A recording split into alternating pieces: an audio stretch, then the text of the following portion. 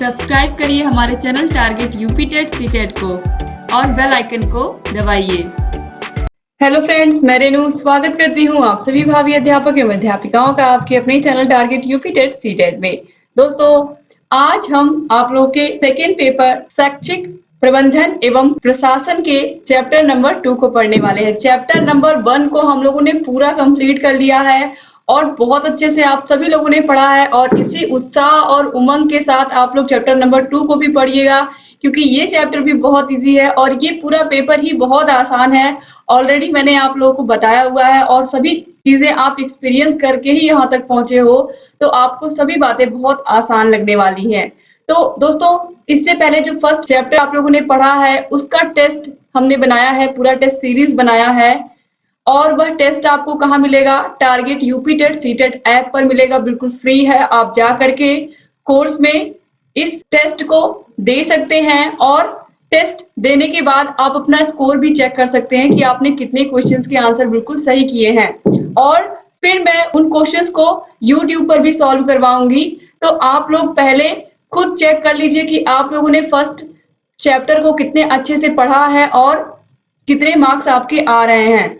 और अब यहाँ पर हम सेकेंड चैप्टर को स्टार्ट करते हैं। तो दोस्तों, सबसे पहले देखिए इस चैप्टर में हम लोगों को पढ़ना क्या है? पढ़ना क्या है? वित्तीय, शैक्षिक एवं समय प्रबंधन। तो वित्तीय का मतलब क्या होता है? धन, जो स्कूल में धन आता है या पैसे आते हैं, चाहे स्कूल ग्रांट के माध्यम से, चाहे समुदाय के माध्यम से या विद्यालय की अर्जित संपत्ति के माध्यम से। तो ये सब क्या होते हैं? ये जो धन होते हैं विद्यालय में, इनको किस तरीके से कहाँ पर सही जगह पर खर्च करना है, हम इसके विषय में पढ़ेंगे। वित्तीय प्रबंधन। फिर शैक्षिक प्रबंधन। शैक्षिक प्रबंधन में हम क्या क्या पढ़ेंगे? शैक्षिक प्रबंधन में हम पढ़ने वाले हैं समय सारणी के विषय में। स्कूल में कितने तरह की समय सारणी होती है, बच्चों के लिए अलग होती है, शिक्षकों के लिए अलग होती है, खेल के लिए अलग होती है, शिक्षक डायरी के लिए या बच्चों की डायरी चेक करने के लिए किस तरीके से अलग अलग समय सारणी, स्कूल में कितनी समय सारणी होती है, इसके विषय में भी हमें पढ़ना है। और इसके बाद हमें समय प्रबंधन के विषय में भी पढ़ना है। दोस्तों, ये हो गया समय सारणी। अब इसके बाद समय प्रबंधन, किस तरीके से समय का प्रबंधन किया जाए, स्कूल में कौन से टीचर को कौन सी बेल पढ़ानी है, कब पढ़ानी है, कहाँ पर कोर्स अभी अधूरा रह गया है, ये समय प्रबंधन के माध्यम से ही पता चलता है।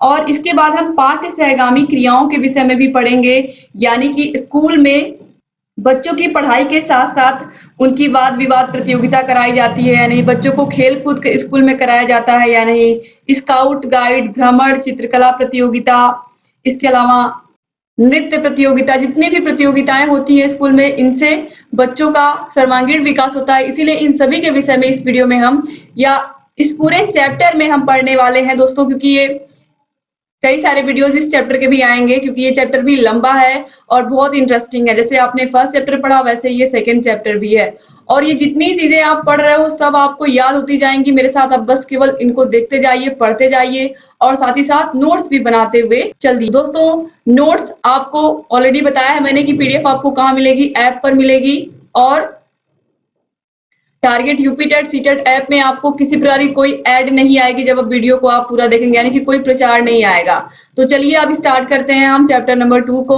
तो देखिए दोस्तों, सबसे पहले वित्तीय प्रबंधन यानी कि फाइनेंशियल मैनेजमेंट।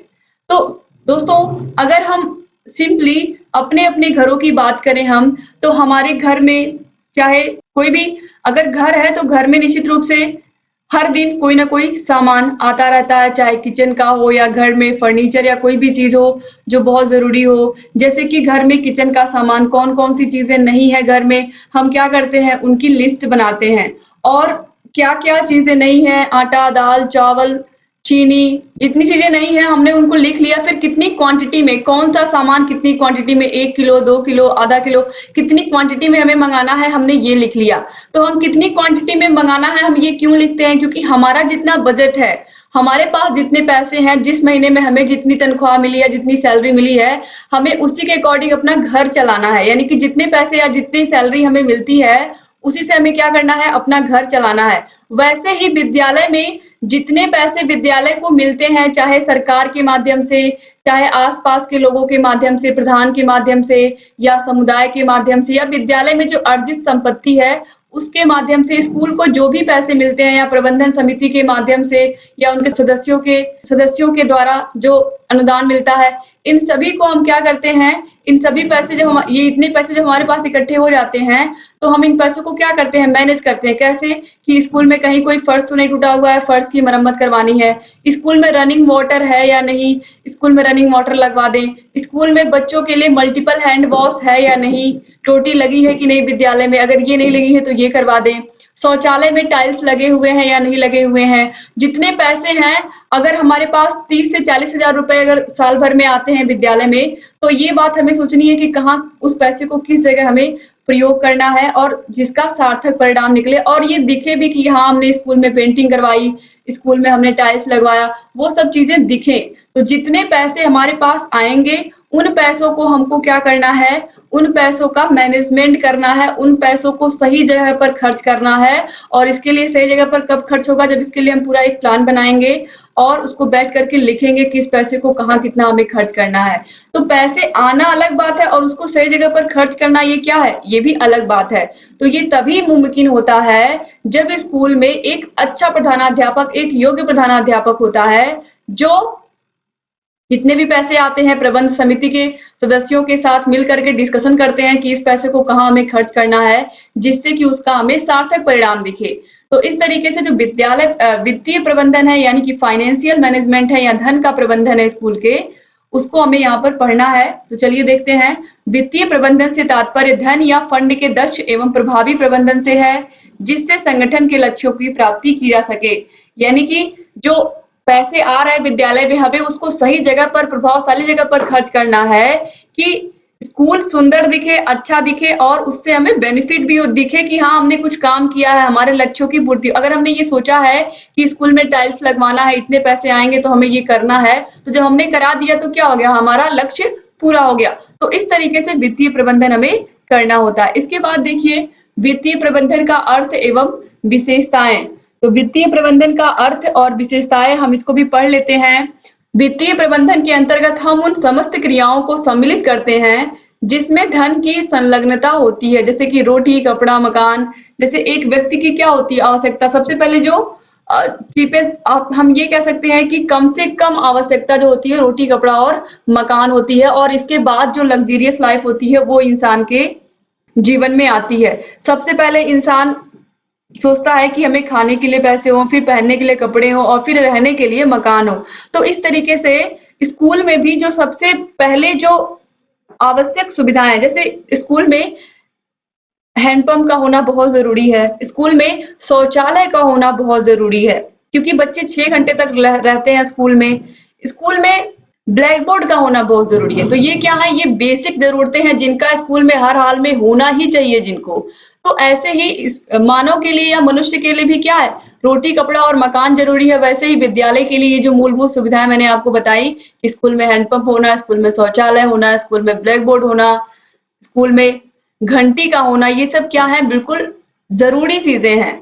ठीक है। तो देखिए जिस प्रकार एक मशीन को चलाने के लिए ऊर्जा के रूप में हम क्या देते हैं, उसे तेल देते हैं, गैस देते हैं या बिजली देते हैं, जिससे भी वह मशीन चलती है, तो इन सभी की क्या होती है, हमें आवश्यकता होती है ना। उसी प्रकार किसी संस्था के संचालन हेतु वित्त की आवश्यकता होती है। वित्तीय प्रबंधन के द्वारा विद्यालयों में उत्तरोत्तर वृद्धि संभव है। यानी कि यहाँ पर यही बताया गया है कि जिस तरीके से एक मशीन को हम चलाते हैं तो उसको हमें क्या देना पड़ता है, तेल देना पड़ता है, या गैस से अगर चलती है तो गैस, अगर बिजली से चलती है तो हमें उसको बिजली प्रोवाइड करानी पड़ती है। इसी तरीके से जो स्कूल है, स्कूल संस्था है, तो निश्चित रूप से संस्था में इतने सारे बच्चे आ रहे हैं पढ़ने के लिए, इतना सारा कार्य हो रहा है, इतने सारे कर्मचारी हैं, तो विद्यालय में निश्चित रूप से धन की भी तो जरूरत पड़ेगी। स्कूल कैसे चलेगा, तो धन की भी जरूरत पड़ेगी। तो जो आवश्यकताएं हैं वो धन से ही तो पूरी होंगी जब पैसे आएंगे स्कूल में, चाहे वो कंपोजिट ग्रांट से आए, चाहे समुदाय से आए, चाहे स्कूल की संपत्ति के माध्यम से आए। स्कूल के संपत्ति की मैं बार बार बात कर रही हूँ आप लोगों से, अभी इसके बारे में मैं आपको डिटेल से बताऊंगी कि स्कूल की संपत्ति का क्या मतलब है। ठीक है। तो इस तरीके से दोस्तों ये जितनी भी चीजें हैं इन सभी से अर्निंग होती है हमें। तो इससे हम क्या करते हैं, स्कूल को बेहतर तरीके से चलाते हैं। और आप लोगों को मैंने पहले भी बताया है कि जो आप 4th सेमेस्टर में ये सारी चीजें पढ़ रहे हो, क्यों आप पढ़ रहे हो, उसका रीजन क्या है, क्योंकि ये आपका लास्ट सेमेस्टर है, इसके बाद आपको शिक्षक बनना है।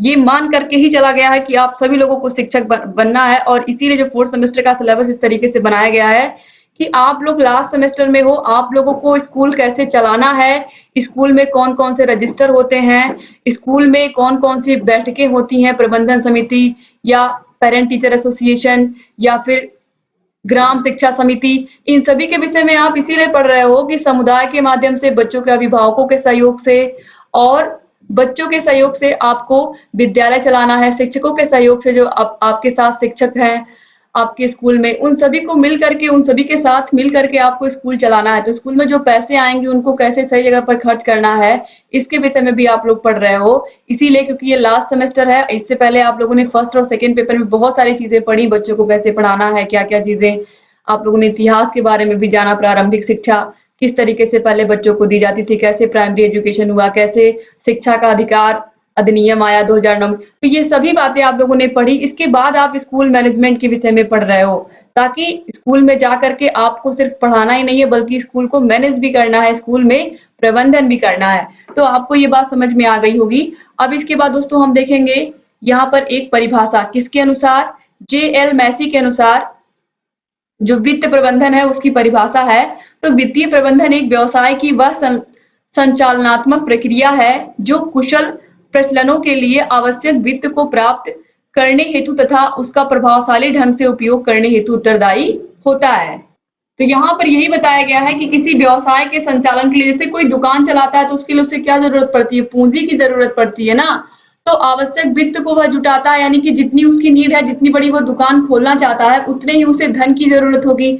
वैसे ही स्कूल अगर बड़ा है तो उसके लिए भी धन की आवश्यकता अधिक होगी, और उस धन का हमें सही ढंग से उपयोग करना भी आना चाहिए। यह भी हमारे क्या है, ये भी हमारी रिस्पॉन्सिबिलिटी है। जो पैसे स्कूल में आ रहे हैं उसको हम सही तरीके से खर्च करें, ठीक है। तो ये इन्होंने बताया है जे.एल. मैसी ने। अब इसके बाद देखिए बियरमैन व स्मिथ के अनुसार एक परिभाषा है वित्तीय प्रबंधन की। इनके अनुसार वित्तीय प्रबंधन पूंजी के स्रोतों का निर्धारण करने तथा उसके अनुकूलतम उपयोग का मार्ग खोजने वाली विधि है। तो जो वित्तीय प्रबंधन है वो क्या करती है, वो पूंजी के स्रोतों का निर्धारण करती है, यानी कि कहाँ-कहाँ से स्कूल में पैसे आएंगे और उन पैसों को किस तरीके से कहाँ-कहाँ लगाना है, किस तरीके से खर्च करना है। तो यह बातें वित्तीय प्रबंधन में होती हैं।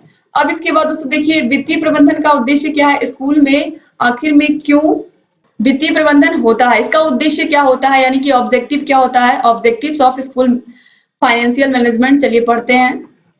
तो विद्यालय प्रबंधन में वित्तीय प्रबंधन की अति महत्वपूर्ण भूमिका होती है। इसका उपयोग या इसका उद्देश्य विद्यालय के धन का उचित प्रबंधन है।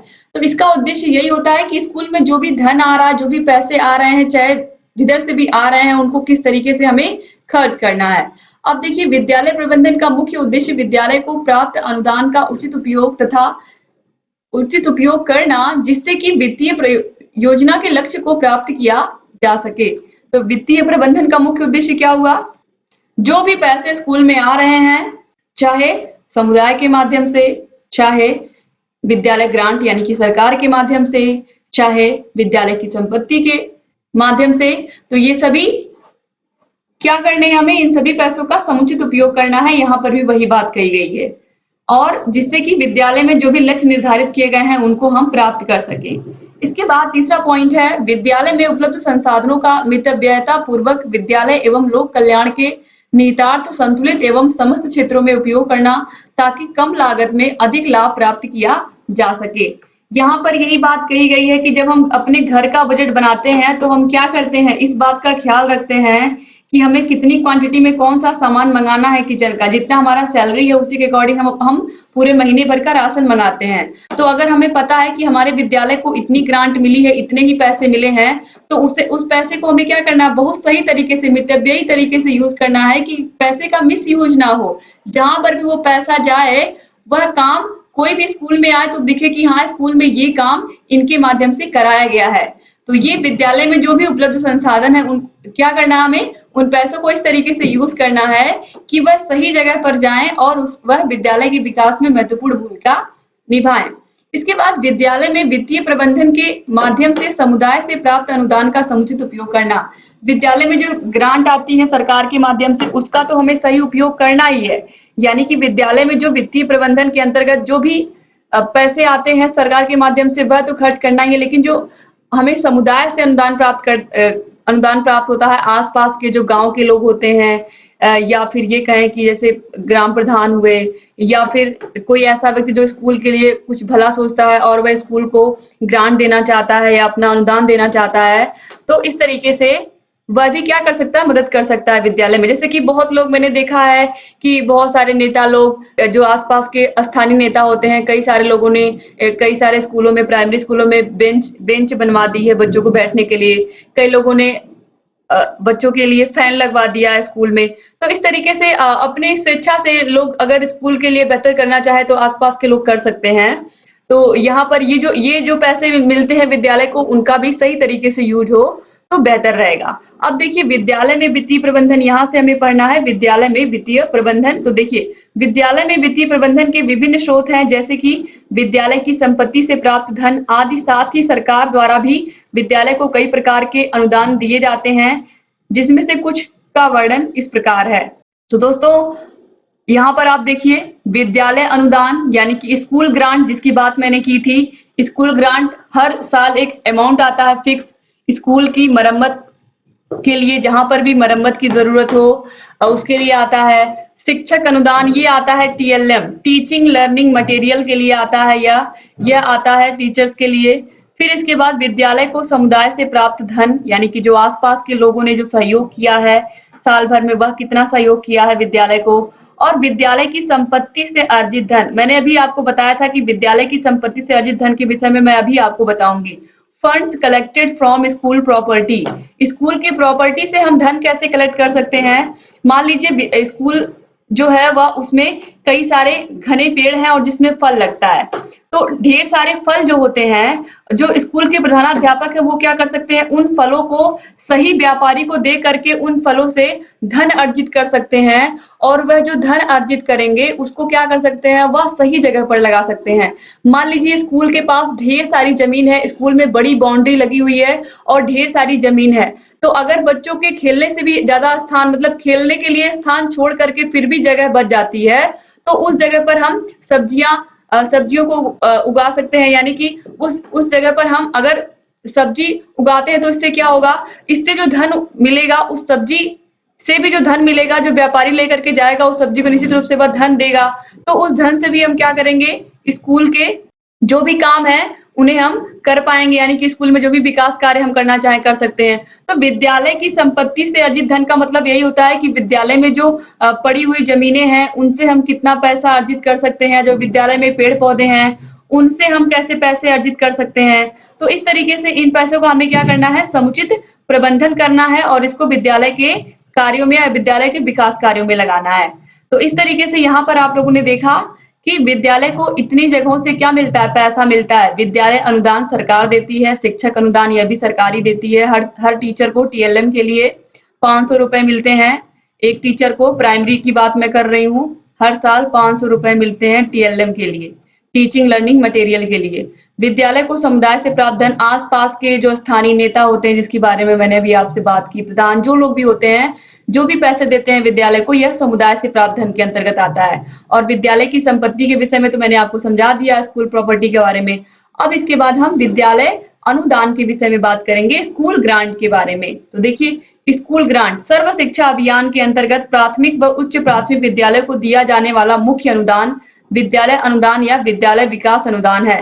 तो प्राथमिक विद्यालय को प्रतिवर्ष 5,000 और उच्च प्राथमिक विद्यालय को प्रतिवर्ष 7,000 मिलता है। याद रखिएगा विद्यालय अनुदान कितना मिलता है, प्राथमिक विद्यालय को 5,000 और उच्च प्राथमिक को 7,000। तो प्राथमिक तो आप जरूर याद रखिएगा 5,000 मिलता है, क्योंकि यह बहुत जरूरी है याद रखना, एग्जाम में पूछता भी है, इसलिए मैं कह रही हूँ। तो प्राथमिक, चूंकि पहले आप प्राथमिक के ही टीचर बनेंगे, इसलिए आपका प्राथमिक पर फोकस जरूर होना चाहिए, ठीक है।